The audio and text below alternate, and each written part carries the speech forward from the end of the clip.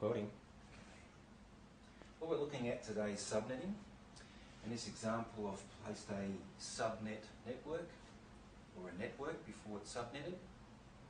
We've got 192.1.1.0. In this scenario, we require 10 subnets. What I like to teach in subnetting is take a step-by-step process and try and repeat that process so you don't miss any of these steps and you build on that level of things. So what we're looking at here is, well, which class does this IP version 4 fit into? Is it class A, B or C? And what we need to do there is look at the number that it begins with, always the first octet. In this case, this number is 192, and if we recall class B, it's always the defining class for me, runs from 128 to 191. That's class B. So I know that A would be below 128, C is above 191. In this case, 192 would therefore belong to C. So we must establish our class, in this case, class C. So we are clear that's class C. Knowing it's class C, we need to remind ourselves of the structure of class C.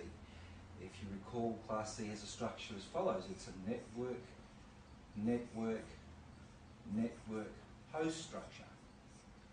So the first three octets make up the network portion by default, always with class C.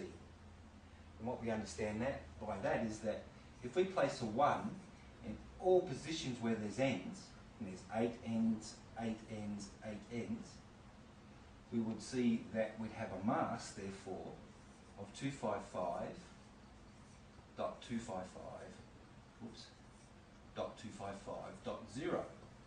That .0 relates to the last octet where there's no network bits. So that's our structure we're working with. And what we understand from subnetting is we borrow from the host portion, from this portion. So there's 8 host bits to borrow from. We can't have all of them, there's always 2 left behind. No matter what class we subnet in, 2 bits are always left behind. The next question is, well, how many bits is required to create 10 subnets? There's a quick, sure-way method of just using your fingers to work this out. There's also a formula. We might recall the formula as 2 to the number of bits borrowed, take away 2, is the available subnets. This availability question is arising here of why do we take 2 away? This sticks for host, but not necessary for subnets, because we can use subnet 0. So let's not even consider taking 2 off, as we used to teach. So in this case, we need to know what number here, in the end position, will be equal to or greater than 10.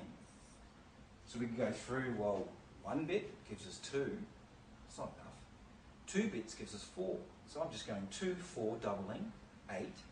3 bits gets us 8. 4 bits, 4 fingers, gets us 16.